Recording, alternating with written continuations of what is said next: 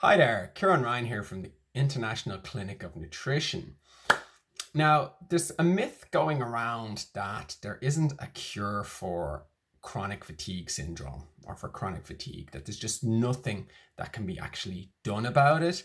It's something that science hasn't figured out yet. And the problem is that you don't really have chronic fatigue. What you have is candida or Epstein-Barr virus or adrenal fatigue or a list of other things that actually cause this fatigue. And the problem is that conventional medicine is looking at this whole cohort of people, this whole group of people, and it's looking at all the symptoms they have in common, and it's going, okay, we're calling this chronic fatigue syndrome.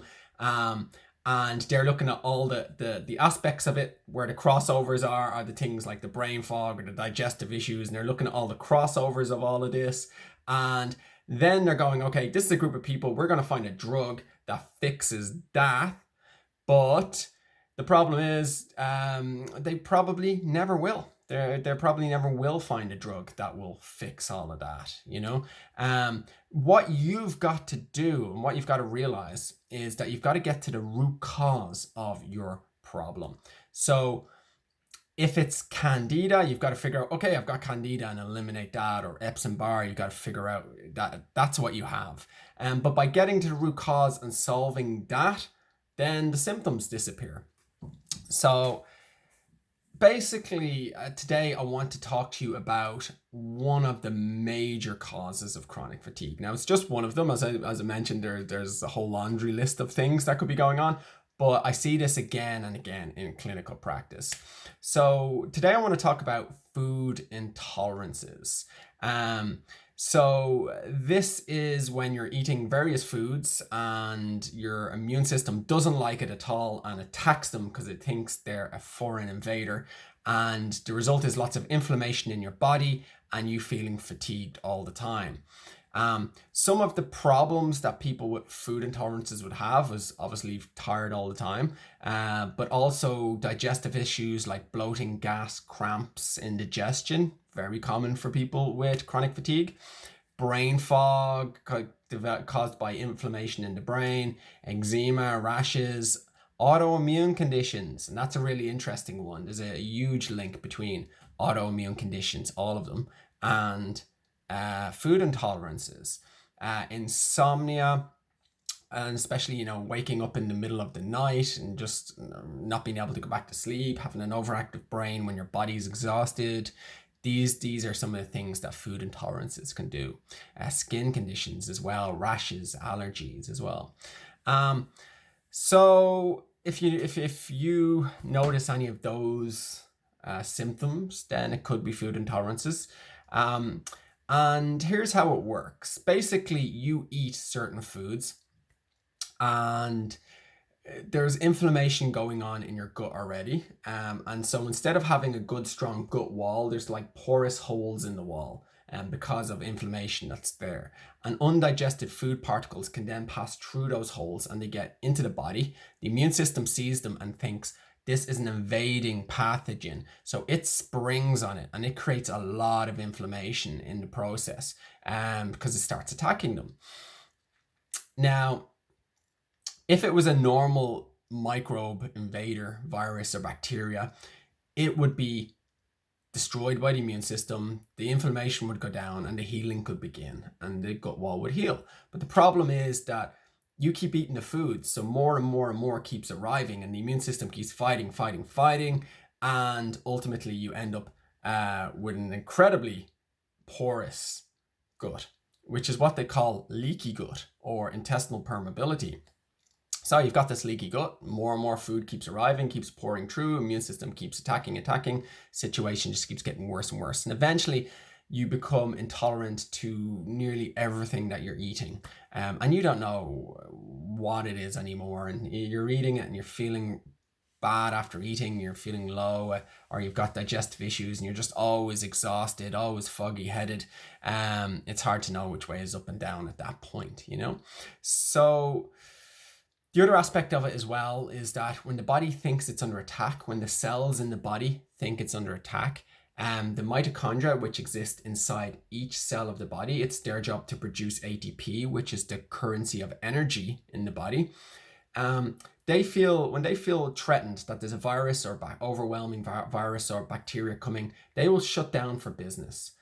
They will close the doors and they will create a cellular defense, a way of the cell protecting itself so that it can't be easily attacked. But in the process, the energy mechanisms within the cell get diverted into this defense, and the energy the cell's creating for you to live your life is completely sidelined, and that's why you get the chronic fatigue.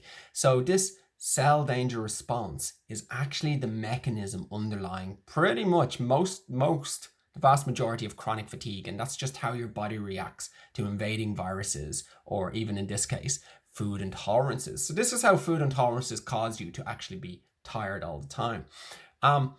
So what do you do? Well, I mean, if it was just a few food intolerances, you could do a challenge elimination. You think that dairy or wheat or soya or nuts are causing my food intolerance. They're very typical ones, by the way. You could just take them out and you could see if you're feeling better. But for a lot of people, as I said, they've got leaky gut and it's been going on a long time, and they've become more and more intolerant to more and more foods. And so at this point, you might be a hot mess and you just don't know what to do about it. So at that point, getting a food intolerance test is a very good idea. Food intolerance test looks at all these antibodies. You've probably been hearing a lot about them over the last year. They're little markers. They lock onto the virus or the bacteria, or in this case to the food particles, and they identify it for destruction. So then your immune system will come along and destroy it. So by measuring the antibodies, you can find out which foods you're intolerant to. And, the best tests will look at a range of antibodies. For example, one antibody is called IgG, and it's got numbers 1 to 4. So a good test would look at IgG 1 to 4. But there's also IgA and IgM. And the more of these markers you're looking at, actually, the more accurate the test is. But if you can get a decent enough test, then that's a great start, because you can always figure out and fine tune which foods are affecting you more later. But just in the beginning, when everything's affecting you and half the things you could possibly eat are affecting you, it is very difficult. So getting a test is the best way to go. And that's just a simple blood prick. And they can measure all these antibodies by just a little drop of blood. So, the next thing then would be to take out all those foods that are actually causing you those problems. And after a while, your immune system will reset itself, but that could take possibly a year. So what you want to do is give the immune system the nutrients it needs to sort of start communicating properly and figuring out what's good and bad better. These include vitamin D, vitamin A, glutathione, butyric acid. These are known to modulate the immune system, create T regulatory cells, and calm the immune system down and stop it being so aggressive and attacking everything that it sees, So these can help you recover faster.